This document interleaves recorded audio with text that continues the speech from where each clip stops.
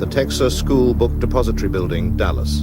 From this sixth-floor window, Lee Harvey Oswald allegedly fired the shots that killed the President of the United States on November the 22nd, 1963. Lee Harvey Oswald, a figure of mystery, murdered before he could reveal what he knew. While the truth about him remains obscure, the myths abound. He was average Joe, that was all. He was behaving like someone who was belligerent and not showing any remorse for anything he had done. He was a nice fella, seemed like. Very courteous, nicely kept. Oswald was the perfect Patsy. He looked guilty, not just of the murder, but of anything. A very sullen, dark kind of a man that I wouldn't want to be friends with. He seemed to be such a nice man, and everybody thought he was, and he appeared to be, because he was very good with children. And he started making a villain out of a man who genuinely was probably a hero.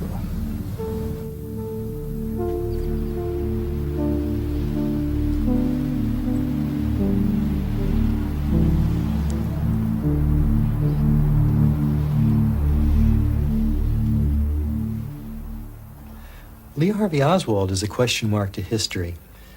The debate is often raised, was Lee Harvey Oswald alone as the assassin, or was he part of a conspiracy?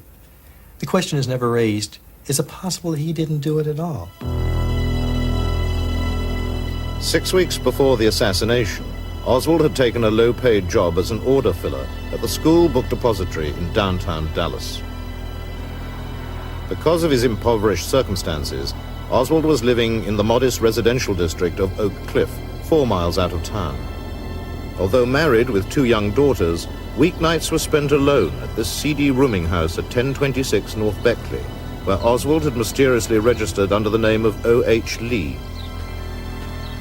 Most weekends, however, he visited his Russian-born wife Marina and their baby daughters, who lived on the far side of town in the Irving district of Dallas.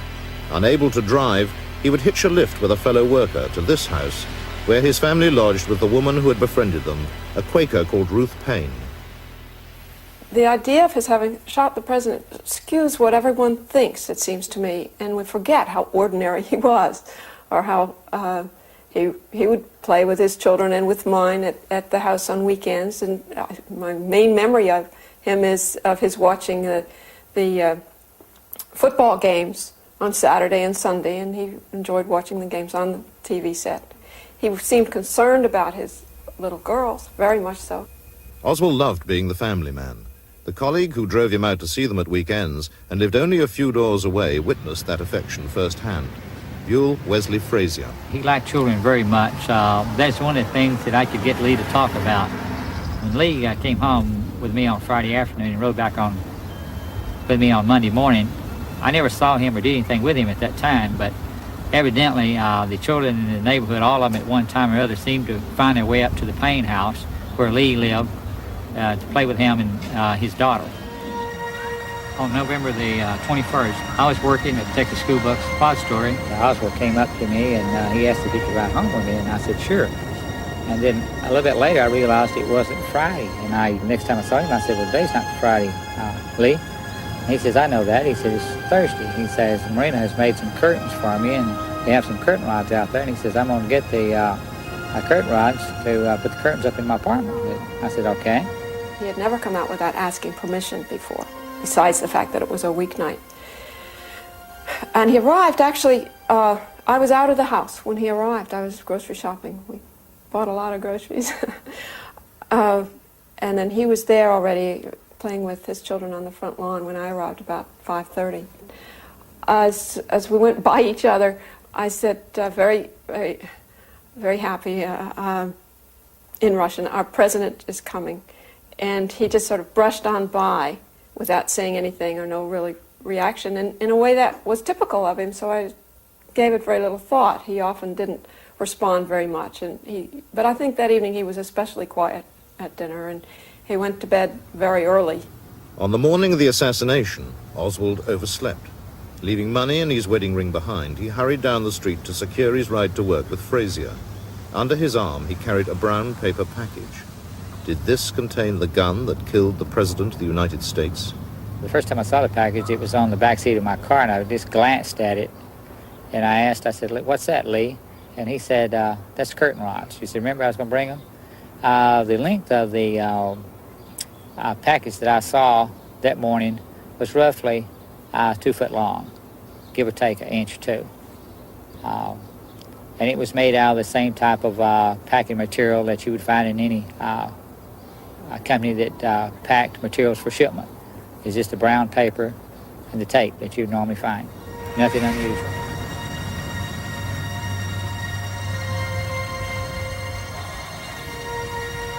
What we actually talked about that morning was that I mentioned, I said, President Kennedy is going to be coming to town today, and I said, you know, I've never seen a president. I said, I sure would like to get a chance to see him up close. Well, at that time, I didn't know that the motorcade in which he would be riding would come right by where we worked. He did not make any comment at all about where the president was coming to town. It didn't seem to interest him one way or the other. I parked in the parking lot at Texas School Book Depository. Lee got out of the car, took the package that he said contained curtain rods, and he put one end of the package in the cup of his hand and the other up under his armpit. He put the package under his arm that way, and he walked off toward Texas School Book Depository up on Elm Street. The package could not have contained Oswald's rifle, for even when dismantled, it was 3 feet long. The Warren commissioners, who investigated the assassination, ignored Frazier's unswerving testimony, insisting the weapon had been smuggled into the depository in Oswald's brown paper parcel. Harold Norman, another of Oswald's co-workers, also found nothing unusual in his behavior that morning. I saw, well, about 30 minutes, I'd say, before the motorcade was supposed to be coming through. And the reason why I remember seeing him is because he's an order filler, and I'm a checker. So I have to check the orders and make sure that they go out correctly to where they're supposed to go. But meantime, after I seen him on the first floor, I didn't see him anymore. As far as eyewitnesses go, there was a woman named Carolyn Arnold who spoke to Oswald on the second floor moments before the shooting. Now, the motorcade was running 6 minutes late. Oswald, had he been up there, would have had no way of knowing this. He would have been up there on the 6th floor. He would have been waiting for at least 10 or 15 minutes in that so-called sniper's perch to shoot at President Kennedy as he either came toward the depository or as he went toward the triple underpass. One way or the other, he would have had to be up there at that time. He wouldn't be in the lunchroom on the 2nd floor. Now they're waving, and here comes Jackie waving by. And Mr. Kennedy. President's car is now turning onto Elm Street, and it will be only a matter of minutes before he arrives at the trademark. It appears as though something has happened in the motorcade route. Something, I repeat, has happened in the motorcade route. There's numerous people running up the hill alongside Elm Street. Stand by just a moment, please. Put me on, Phil. Put me on. The motorcade is coming by here. The presidential car coming up now. We know it's the presidential car. You can see Mrs. Kennedy's pink suit. There's a Secret Service man, spread eagle, over the top of the car. We understand Governor and Mrs. Connolly are in the car with President and Mrs. Kennedy. We can't see who has been hit, if anybody's been hit, but apparently something is wrong here. Something is terribly wrong. I'm in behind the motorcade, trying to follow them. It looks as though they're going to Parkland Hospital. And just now we've received reports here at Parkland that Governor Connolly was shot in the upper left chest, and the first unconfirmed reports say the president was hit in the head. That's an unconfirmed report that the president was hit in the head. A priest has been ordered. Emergency supplies of blood also being rushed to the hospital. Just a moment. We have a bulletin coming in. We now switch you directly to Parkland Hospital and KBOX News Director Bill Hampton. The President of the United States is dead. It's official. As of just a few moments ago, the President of the United States is dead.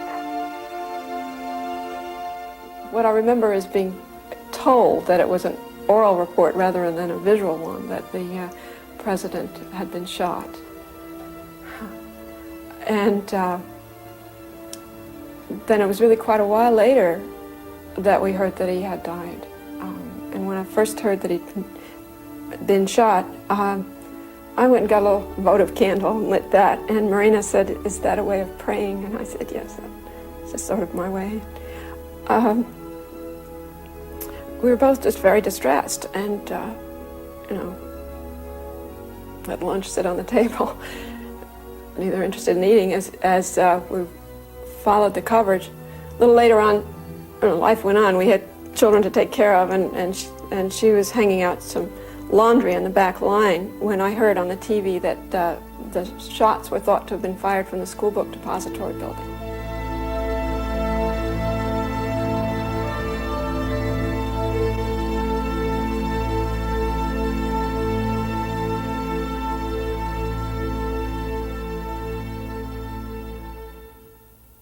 Now riding the back trails of Texas, a former Dallas motorcycle officer recalls a remarkable encounter he had within 90 seconds of the assassination. The first policeman into the depository was Marion Baker. I worked for the Dallas Police Department as a motorcycle officer and signed the motorcade that day. I was approximately 5 or 6 cars back from the lead car of the motorcade.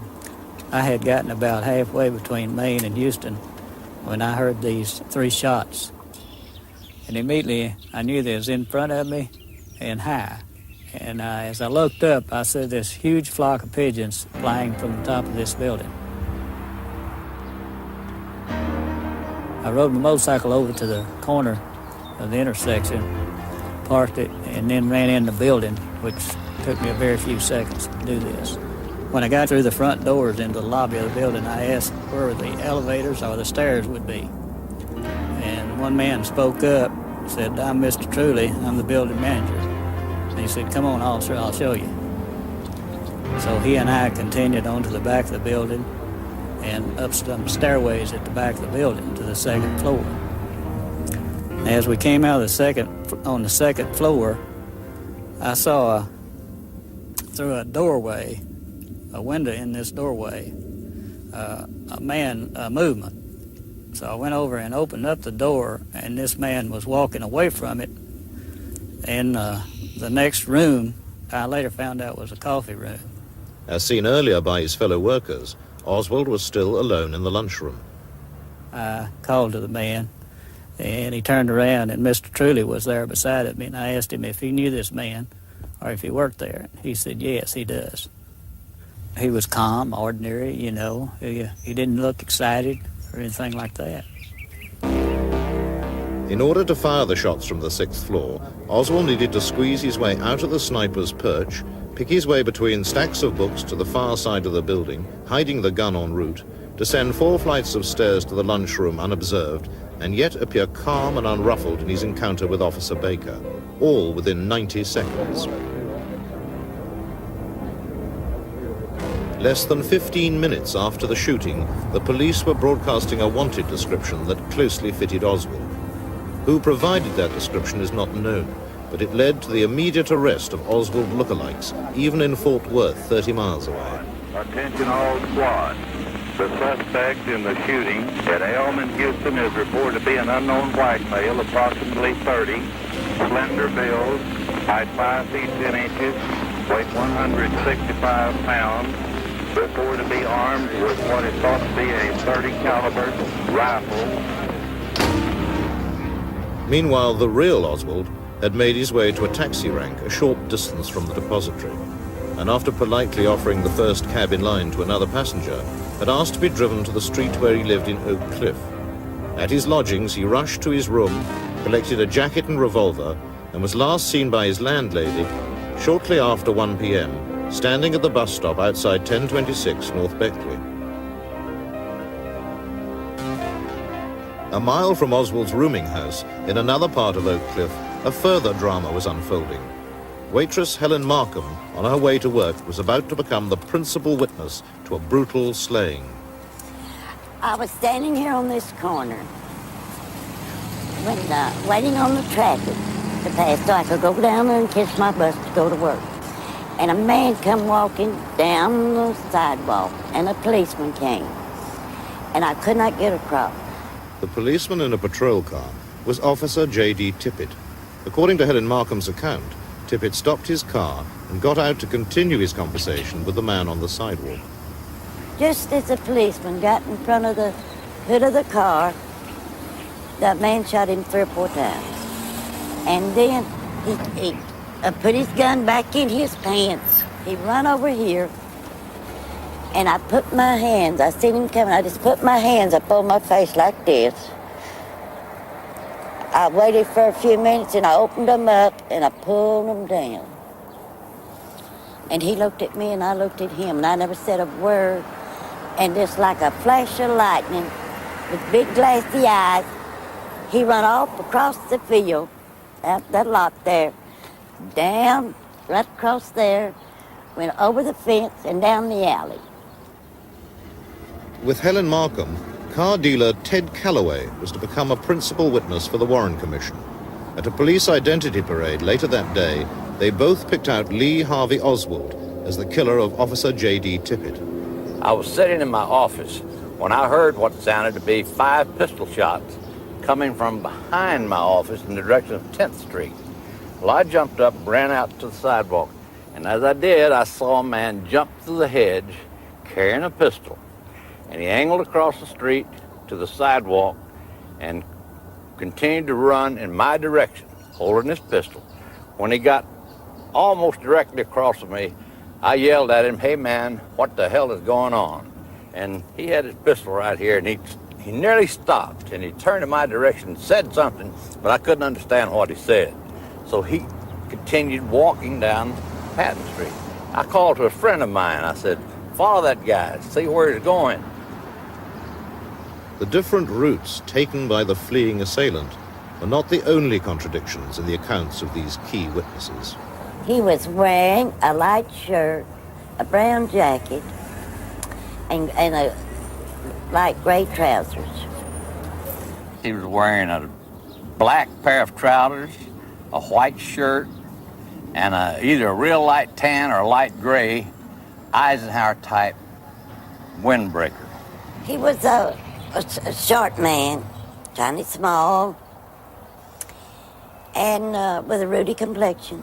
He had real fair complexion, dark hair, and I found out later, the reason he had such fair complexion, that he'd killed a police officer and he was scared to death. So what it was, he was as pale as a ghost. This man has devoted more time and energy than anyone to investigating the murder of Officer Tippit in Oak Cliff. After 12 years, researcher Larry Harris has uncovered important new evidence. The Warren report concluded that Oswald had been walking east on 10th Street at the time he was encountered by Officer Tippit. And yet virtually all of the police, FBI, and Secret Service written reports from that weekend stated clearly that the man had been walking west on 10th Street, the opposite direction of Oswald. One of the witnesses to so state was Jim Burt, who was located on the corner of Denver and 10th Street. He sat on his front porch and stated he watched the man walking west on 10th Street up to the point where he encountered the police officer, and this is the man who did the shooting. The fact of the matter is that after 25 years, it's unclear just what transpired during the shooting here at 10th and Patton. One of the witnesses not known to the Warren Commission was a woman named Aquila Clemens, who was located in a house on the opposite side of the street. She came out immediately after the shooting and said she saw 2 men, one of whom was short and chunky, standing near the police car, and these men ran off in opposite directions. The bullets recovered from Tippit's body could not be traced to Oswald's revolver, nor apparently to any other revolver. There were references on the police radio tapes to an automatic weapon, 2 references. This is highly significant because Oswald was carrying a 6-shot revolver, not an automatic.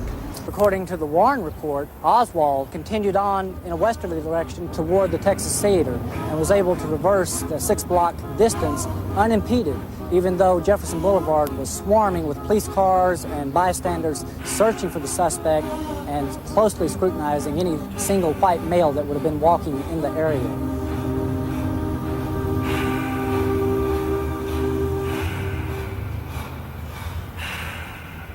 An agitated figure was seen to dodge into the Texas Theater without paying and disappear into the upstairs balcony. Butch Burroughs was the ticket collector on duty that day. We were playing 2 movies called War is Hell with Artie Murphy and Cry Battle with Van Heflin. And we started the movie at 1 o'clock, and I was counting candy behind the candy case. And he also slipped in around between 1 and 1:07. According to the official record, 1:07 was the time at which police officer Tippit was slain.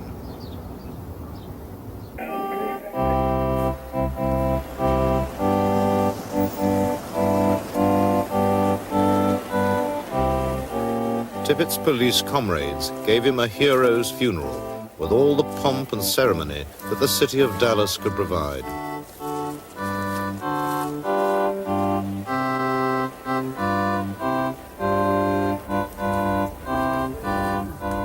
Mrs. Tippit became a very wealthy widow. Donations poured into Dallas for the family of the police hero slain in the line of duty, confronting the presidential assassin, Lee Oswald. I don't know what this is all about. Back up, man! Here in Dallas, the man all America is looking at this time is 24-year-old Lee H. Oswald, being interrogated at the Dallas City Police Building. At the time of his arrest in a theater in the Oak Cliff section of Dallas, he was subdued after killing a Dallas police officer with a snub-nosed revolver, struggling with another officer, striking him with that pistol. And during that struggle, he was heard to shout, "It's all over now. I got me a president and a cop, and I'll try for 2 more."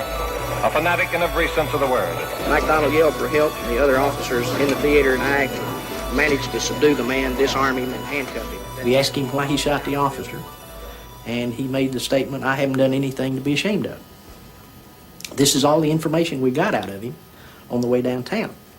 After we pulled into the basement and set up the wedge, we told him we would hold him in such a way that if he did not want his picture taken, he could duck down below the level of the outside guys walking around him and get into the station without anybody taking his picture. And here again, he says, "I haven't done anything to be ashamed of," and he did not try to hide his face in any way as we went in on the elevator up to the 3rd floor and set him in the interrogation room. Except for the arresting officers, I was the first investigative officer that talked to him. He said he hadn't shot anybody, hadn't shot an officer or anybody else. And the only thing that he would admit to was hitting an officer in the mouth. He said, or a cop in the mouth is the way he put it. He said, "I will admit to hitting a cop in the mouth." But he said, "I won't admit to shooting anybody." And his answers that he would give to questions were as almost like they'd been rehearsed. Sir, shoot the president. I work in that building. Were you in the building at the time? Naturally, if I work in that building, yes, sir. Back up, man. Did you shoot the president? No, they're taking me in because of the fact that I lived in the Soviet Union. Did you shoot the president? The prime piece of evidence against Oswald seemed to be the antiquated bolt-action rifle discovered on the 6th floor of the depository 30 minutes after the assassination. However, both the FBI and the Dallas police were unable to positively tie the weapon to Oswald. This became a matter of increasing embarrassment to Police Chief Jesse Curry. Chief, we understand you have the results of the paraffin tests which were made to determine whether Oswald had fired a weapon. Can you tell us I what those understand tests that I understand that it was positive. What does that mean? It only means that he fired a gun.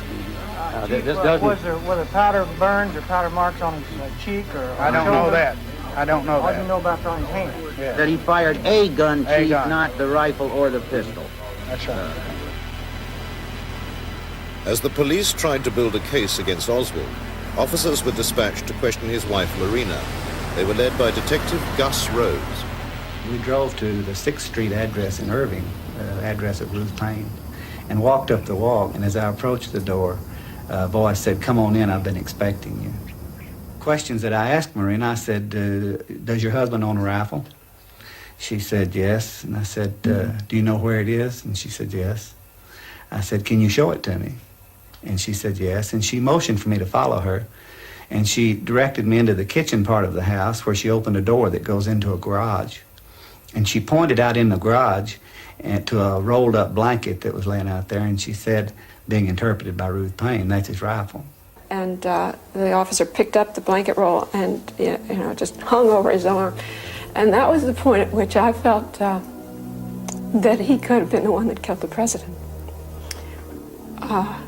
And I had this flood of feeling of, what they need to know. I'm going to help them know whatever they need to know. We're going to get to the bottom of this. But that was the first I had any inkling that he'd even had a gun. fire that rifle just as fast as you people have been given, but I emphatically deny these charges. The basic fundamental hygienic rights, I mean, like a shower and the clothes. These people have given me a hearing without legal representation or anything. You shoot the president? I didn't shoot anybody, no, sir. I'm just a Patsy. There is no official record of Oswald's many hours of interrogation. I was in the process of transferring him. I had a short conversation with him and where I said, Lee, if anybody shoots at you, I hope that they are as good a shot as you are. Meaning that I hope if they shot at him, they'd hit him and not me. He kind of laughed and said, well, you're being melodramatic about it.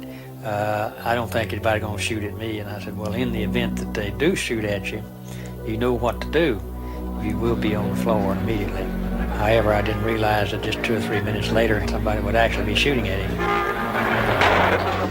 Even in Oswald's dying moments, the authorities desperately tried to wrest a confession from him.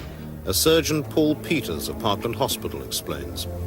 There were Secret Service men intermingled with the operating room personnel, as there were dozens of people in the operating suite at that time, and some were dressed in green clothes as the surgeons so as to be indistinguishable from operating room personnel. And since it was known by those in the operating room that he was under little or no anesthesia, 2 or 3 people shouted in his ear, "Did you do it?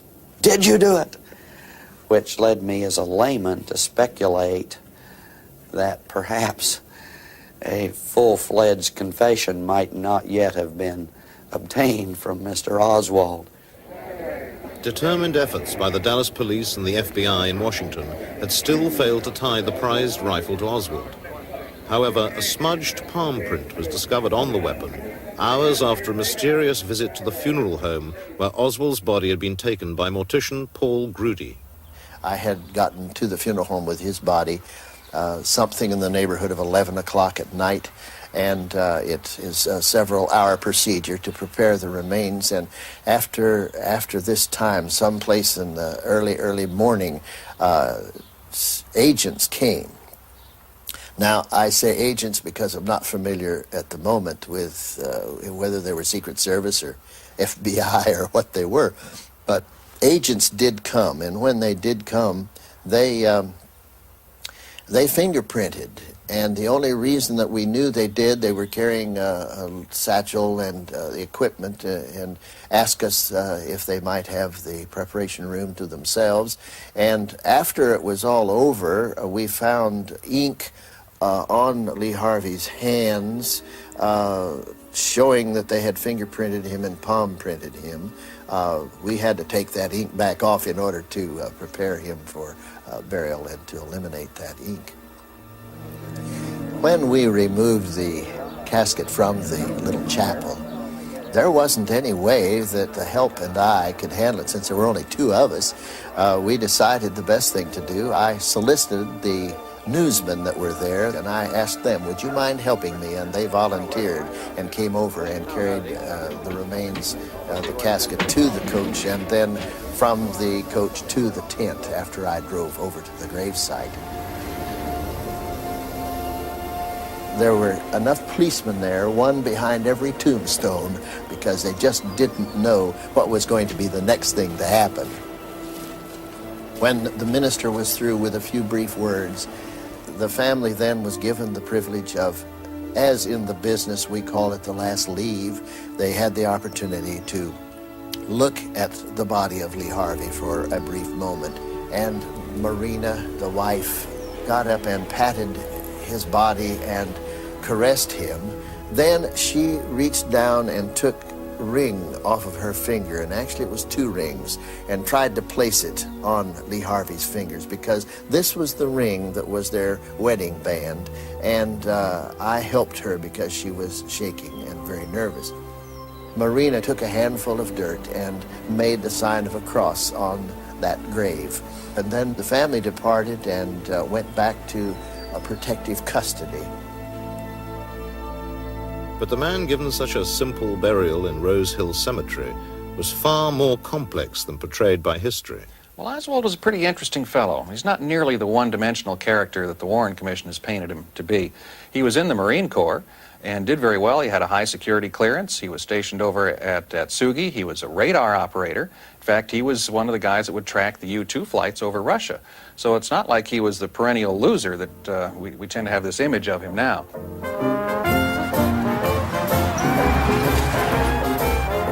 Some of the key pieces in the Oswald puzzle lie not in Dallas, but down in New Orleans, where he spent significant periods of his life.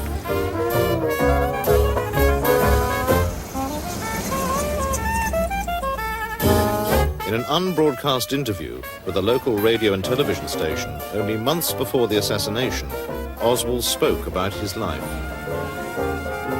I was born in New Orleans in 1939. For a short length of time during my childhood, I lived in Texas and in New York. During my junior high school days, I attended Beauregard Junior High School. I attended that school for 2 years. Then I went to Warren Eastern High School, and I attended that school for over a year. Then my family and I moved to Texas, and I continued my schooling there. Then I entered the United States Marine Corps in 1956.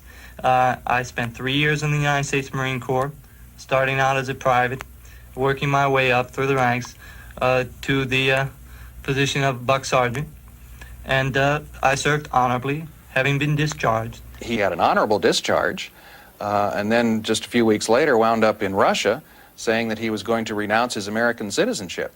And it's interesting that after he had supposedly said that, he was given a dishonorable discharge from the Marine Corps. It's fascinating that when he did go over to Russia and was introduced to the woman who later became his wife, his Russian was so good that she thought he was a Russian. So we suspect that he was trained. And it is known that the military in this country had training programs for defectors, and we suspect Oswald was in that program. We don't know it, but we suspect it. A glimpse into his true role in Russia may have been revealed by the hesitant way in which he described his relationship with the American embassy there. I worked in Russia. I was under the protection of that is to say, I was not under the protection of the American government, but that is, I was at all times considered an American citizen. At no time, as I say, did I renounce my citizenship or attempt to renounce my citizenship, and at no time was I out of contact or with the American embassy. It's quite possible that his mission in Russia was sponsored by the U.S. State Department, which did participate in some fake defector programs back in those days. It's entirely possible, and it certainly would fit with the kind of person we think Lee Harvey Oswald was. One person with no illusions about Oswald's role launched his own investigation into the Kennedy assassination in 1967. The former district attorney of New Orleans, Judge Jim Garrison. He was employed by the Central Intelligence Agency, and he was obviously drawn into a scapegoat situation and made to believe ultimately that he was penetrating the assassination. And then when the time came, they took the scapegoat, the man who thought he was working for the United States government, and killed him real quick. And then the machinery, disinformation machinery started turning, and they started making a villain out of a man who genuinely was probably a hero. 6 months before the assassination, Oswald had taken a mundane job with the Riley Coffee Company, but it seems his real activities were centered a few blocks away. From a small office on the corner of Lafayette and Camp Street, Oswald managed a local chapter of the pro-Castro Fair Play for Cuba Committee. Operating from an adjoining office was a sinister figure named Guy Bannister. About Guy Bannister, it's difficult to say much about him because he always stood in the shadows and pushed someone else to the front. He was a strongly disciplined man, perhaps the outgrowth of his many years as a special agent in charge of the Chicago office of the FBI. But he was a key man in the assassination. And that's clear from the fact that Oswald's sheep dipping, his being portrayed as a communist, was done out of Guy Bannister's office. So he was sheep dipped for months as a communist by given literature. Lee, hand this out today. This is your assignment. I came across the fact that Oswald, a private in the Marines, had taken a Russian examination. And I knew that privates did not take Russian examinations unless they were connected with intelligence. So that caused me to be curious about 544 Camp, which was the address stamped on one circular that they gave out one time before, obviously, Bannister told him, Lee, no more addresses. It turned out that was a side address of Guy Bannister's private detective agency. Well, I went down there to look at it, and I found myself not merely outside of Guy Bannister's office, but across the street from Naval Intelligence, across the street from Secret Service. Around the corner was the Crescent City garage, the garage for the intelligence community. And then 2 doors away, the Riley Coffee Company. I used to be in the FBI. I knew people in Naval Intelligence, and they were either across the street, around the corner. The whole intelligence community was there, and right in the middle of it was Guy Bannister having Oswald sheep dipped as a communist. You're a Marxist? Well, I have studied Marxist philosophy, yes, sir, and also other philosophers. But are you a Marxist? I think you did admit on an earlier radio interview that you consider yourself a Marxist. Well, I would very definitely say that I am a Marxist. That is correct. But that does not mean, however, that I'm a communist. What is the difference between the two? Well, there's a great deal of difference. Several American parties in several countries are based on Marxism, such as Ghana. Certain countries have characteristics of a socialist system, such as Great Britain with its socialized medicine.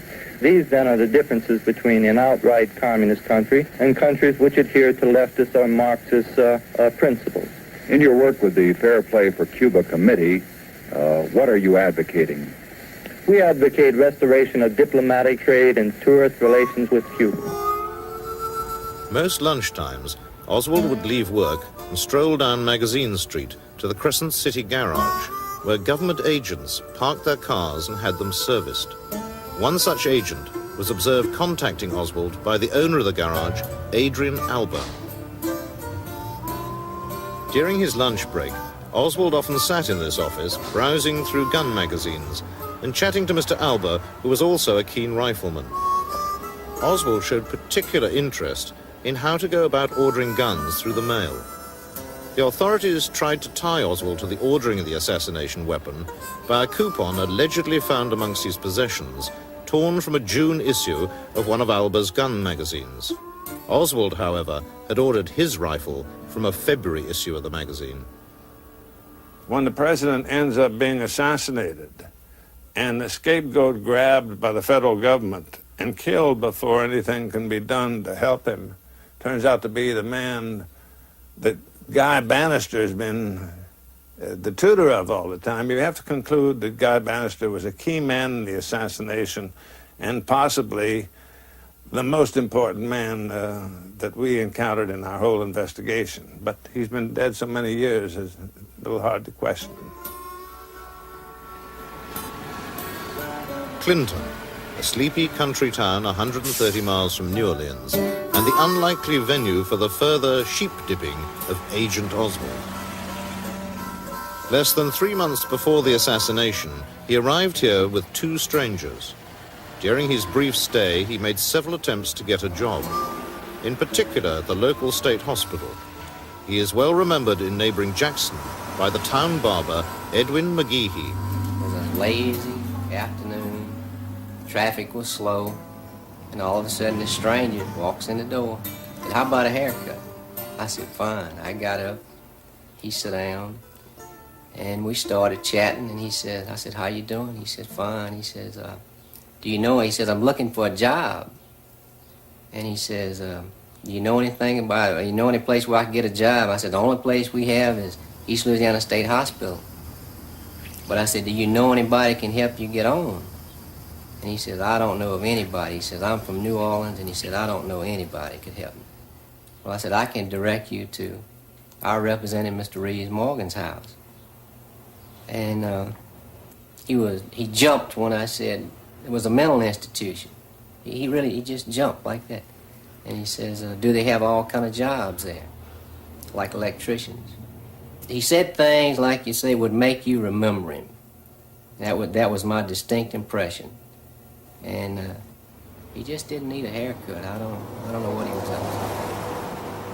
Oswald could not drive, but nonetheless he took to the back lanes and found his way to the remote homestead of the local state representative, Reeves Morgan. Well, I was in the house there burning some trash out of the fireplace that had accumulated, and I heard a knock on the door. I got up, and there was a young fella.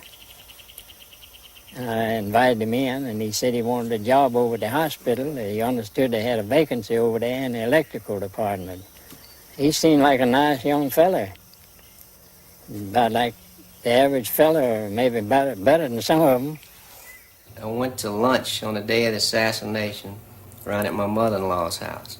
She invited us, my wife and I, to eat. And his picture was flashed on the TV.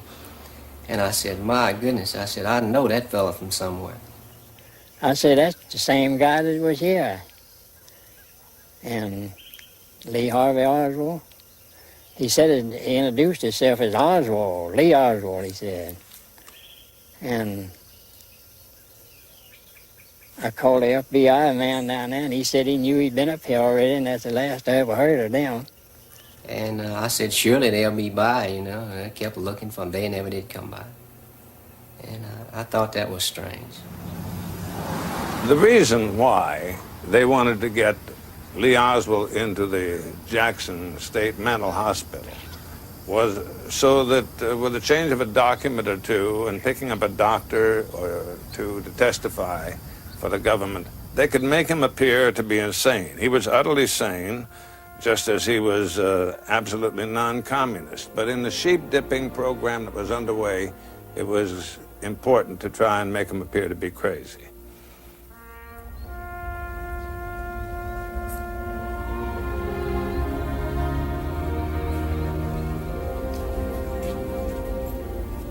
Bitterly protesting her son's innocence to the last, a forlorn Marguerite Oswald believed Lee had been grossly misrepresented to the world. Lee Harvey Oswald, my son, even after his death, has done more for his country than any other living human being.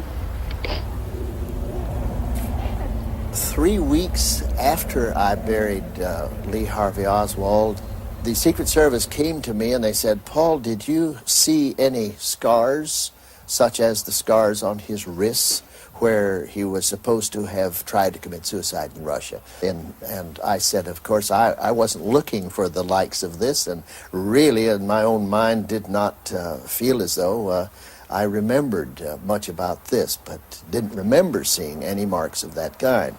And the Secret Service agent told me at that time, well, Paul, we just don't know who we have out there in that grave. That mystery did not end with Oswald's burial. Lingering doubts about the identity of the person buried at Rose Hill Cemetery, Fort Worth, prompted Oswald's widow, Marina, to have his body exhumed in 1981. Being of a Russian background and not truly trusting the American, she often wondered if his body was really there. So when it came the opportunity to possibly bring his body to the surface, she was most interested to know, is his body really there? Had somebody taken his body from the grave after the burial had been made? Well, that was her motive, partly. And then, too, I think she was interested to make sure that this was really Lee Harvey Oswald that was still there in that grave. At the time of the 63 of the burial time, I put Lee Harvey Oswald in a steel-reinforced concrete vault. That vault was hermetically sealed. The vault is guaranteed not to break, crack, or go to pieces. It's heavy concrete with steel in it, with an asphalt lining. And when I opened the grave in '81 and found that that vault had been broken, and the bottom of the vault was the part that was broken, the top was still intact, I noticed at that time that the casket had been disturbed. I questioned in my own mind what had been going on. When I opened that casket the first time, I sent my wife, Virginia, to Marina to tell her, yes, there is a body in that grave, because that was her concern. And then we did go to Baylor. There was an examination by a medical person who was a forensic pathologist. And she determined that, yes, these were the teeth of Lee Harvey Oswald, but it took 2 years for her to make that determination before the report was actually done. The findings of the team are as follows. We independently and as a team have concluded beyond any doubt, and I mean beyond any doubt, that the individual buried under the name of Lee Harvey Oswald in Rose Hill Cemetery is, in fact, Lee Harvey Oswald. At this point in time, we hope that this puts the matter to rest without any further speculation being raised as to the identity of the individual at Rose Hill. Oswald's dental record was used to confirm the identity of the exhumed body. But once again, the official version does not tell the whole story. Paul Grudy, an experienced mortician, made one vital observation that confounds their findings. He speaks about it here for the first time. Of course, I was the one that had to handle the body in the morgue at Baylor. And as we removed the body from the casket, or at least worked with the body, I could recognize that this clothing was the clothing that I had put on that body. And yet, when I saw the head of this body, and it was removed from the casket and removed from the body in order that they might x-ray it and take pictures, I could see that there was no autopsy on that head. When an autopsy is done and the skull is cut in order to remove the cap, in order to remove the brain, there is a distinctive line of where all the fissures and all of the skull has been parted. Now, it's going to cause a bit of a mark. No matter what you try and do, it's going to show. And knowing that I handled the body originally, and there was an autopsy on that head, and now to see that there was no autopsy on the head, made it in my mind pretty clear that something had transpired that had caused this. And I feel as though someone had gone to the cemetery, off hours, had taken the head of Lee Harvey Oswald that now was dead. How he got that way, I don't know, but at least it was the head, and had brought the vault to the surface as best they could, being a heavy item as it is, a tripod, lifting that body, lifting the body and the vault out of the grave. In the process, the bottom of the vault fell, breaking the vault, causing the casket to deteriorate to a degree. Then, of course, removed the head of the one that was there that had been autopsied and put this head in its place so that we would find the teeth of Lee Harvey Oswald. That's my theory. This is what I think happened. Whoever caused that was the same faction that caused the assassination in the first place, but it, in my mind, a cover-up had taken place. Lee Harvey Oswald was not the individual who assassinated President Kennedy, nor was he the individual responsible for policeman Tippett's death.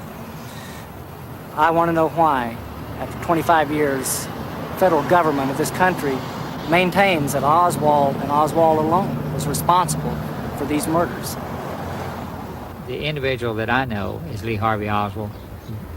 I don't think had it in him to be a person capable of committing such a crime as murdering the President of the United States. I'll always believe that. The side I saw to him was a very kind and loving man, and that's the way I like to remember him. Lee Oswald was totally, unequivocally, completely innocent of the assassination. And the fact that history, or in the rewriting of history, and disinformation has made a villain out of this young man who wanted nothing more than to be a fine Marine, is in some ways the greatest injustice of all.